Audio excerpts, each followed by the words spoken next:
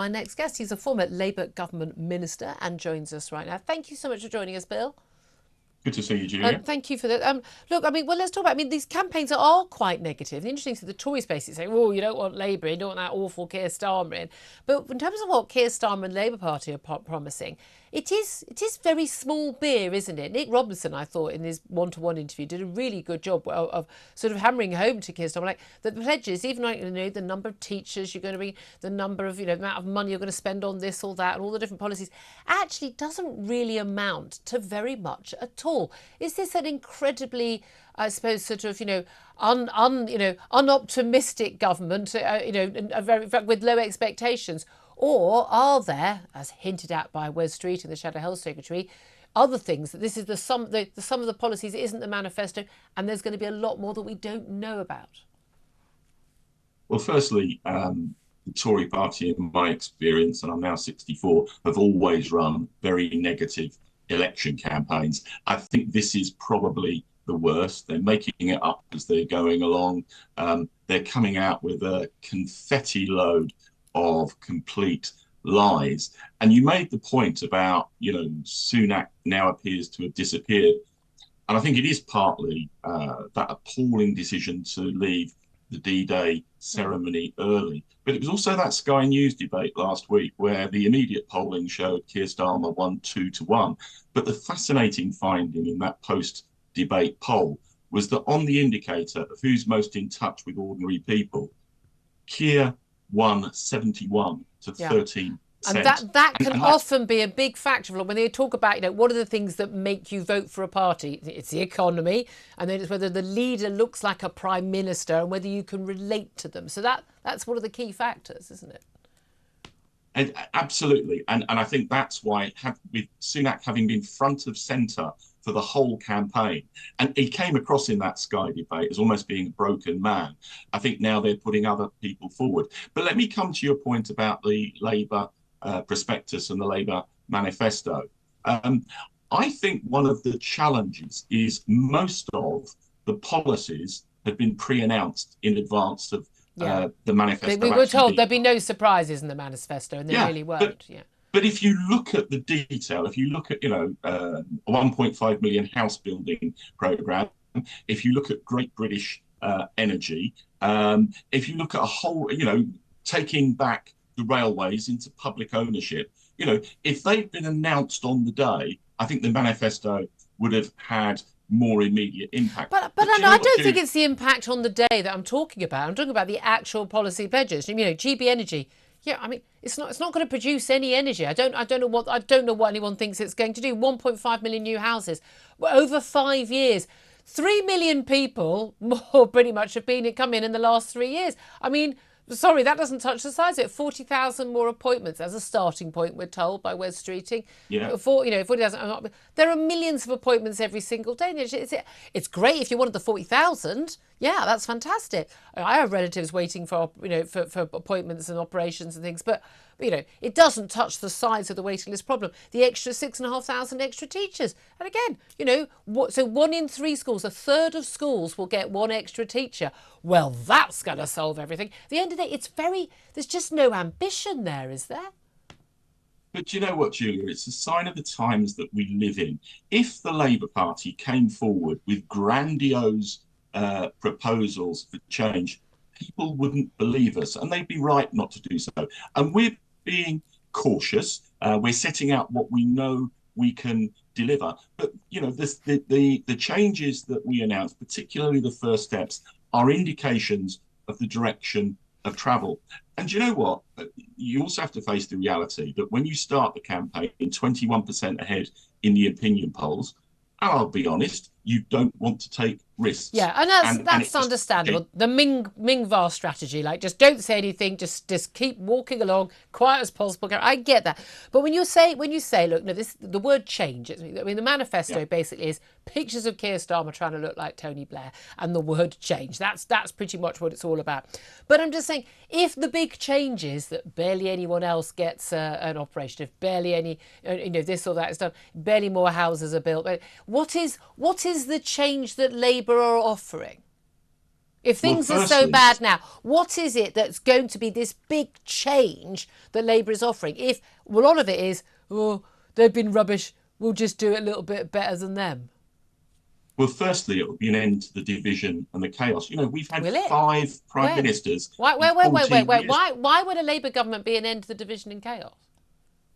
because we won't be changing prime ministers every second moment because we've got a completely divided parliamentary But you party. do. But Labour has a divided parliamentary party as well. If you're really telling me that we compare in any way, shape, or form to the divisions within the Tory party, that's just for the birds, Julia. We'll wait and see. We will, but that stability will be the start of the process, and everything is going to be geared towards delivering economic growth. And if we can get that, and we delivered it in the past, the last Labour government, the difference between their track record on growth and the Tories is about £150 billion worth Now, here's the thing. Here's the thing. of growth. Okay, you delivered economic growth. Well, was it the government that did it, or was it just the times that we're in? Was it the fact that everyone was still under Thatcher and under Blair, still living off the North Sea oil receipts? Well, but you left. But the last time the Labour government left office, one of the Labour ministers at the time wrote a note in the Treasury to the incoming minister to say there is no money left. This after the crash. Lots of people would say the crash was as a result of a failure of regulation or deregulation orchestrated by Gordon Brown. For goodness' sake, I mean. Okay. If we'd had the Ukraine war and if we'd had the pandemic under a Labour government, do you think anything would realistically be anything different right now in terms of the economy? Yes, yes, I What do. would have been done let me go back. differently? Hold on, let me go back to that point about no money, and that was a turn of phrase. Of course, there was some money. It wasn't a turn But of phrase. He that, said it. well, hold on. That was because of a world banking crisis. And yes, I will acknowledge that we didn't regulate the banks enough. But I'm not going to take lectures from the Tory party who actually wanted to deregulate further. And, in terms of the spending But wait a plans, minute, but they weren't in charge. You were in hold on, charge. Julia. In terms of the spending plans that the Labour Party had in government, until the banking crisis, the Tories were signed up to every dot and comma Okay, of fair those point. spending plans. Okay, that's fair. Well, again, a plague on all your houses for putting us in that. But again, what would have been any different in terms of the economic affairs of this country right now when it comes to the impact of the pandemic and the choices over lockdown, which Labour would have gone much harder on and much longer on. Still, they opposed us coming out on the last one, and the Ukraine war. I mean, net zero policies that mean we had to rely on foreign energy. I mean, I don't see what would be any different if you guys had been in charge. So I've got lots of criticisms of the last Conservative or the Conservative governments, but I can't imagine they'd be any different if Labour had been in charge. I think it would, and let's specifically look at the war in Ukraine and the impact on energy prices. This Conservative government has allowed us to become overly dependent on imported oil and gas, so that when you have a world shock, as has happened with the Russian invasion of Ukraine, you are dangerously exposed. And what would Labour have done differently? Well, we would have not started from that position. Oh, brilliant! Yeah, brilliant. No, but you did start from that position because you're signed up to net zero too, and you've opposed fracking, and you're currently opposed to new licences in the North Sea for new oil and gas exploration. Take one example: nuclear power. We would have You'd built more nuclear power stations more quickly, much more quickly than the Conservatives. One area. That's not going to cover all the oil and gas needs that we have. No. But I'll give you another example. So energy prices would still have gone up under Labour. Hold on. Not if you'd had a big element of nuclear power, but also onshore wind. The onshore wind isn't going to cover oil and gas needs. No, but it's a contributor. You can contribute as much as you want, but it's not going to cover the oil and gas needs. I mean, when politicians say this stuff to me, you must, with all due respect, you're either lying or you're stupid, and I don't think you're stupid. Well, and I'm not lying with respect, Julia. Wind power does not cover for our oil and gas needs. Full stop. And we are not proposing to scrap oil and gas. They will be part of the mix for the The next Labour policy 15 is to years. import We are our talking extra oil about, and gas needs rather than take it from the North Sea. So that would make we us are, more we exposed are, to international we are, spikes. we are talking. This has ended up as a shouting match, Julia. We are talking about new contracts, and in the longer term, we have Okay. to wean ourselves. If we are to meet our environmental challenges and needs, we have to wean We don't ourselves have off. to. Well, So I would it's say we not don't about have to, existing but production. all right. Let me bring you on to one Well, other well, issue. No, I think we do if we don't want the world to burn. well, the world's not burning, and us stopping buying petrol cars in 2030 or 2035 isn't going to make a blind bit of difference to whether it does or it doesn't. P.S.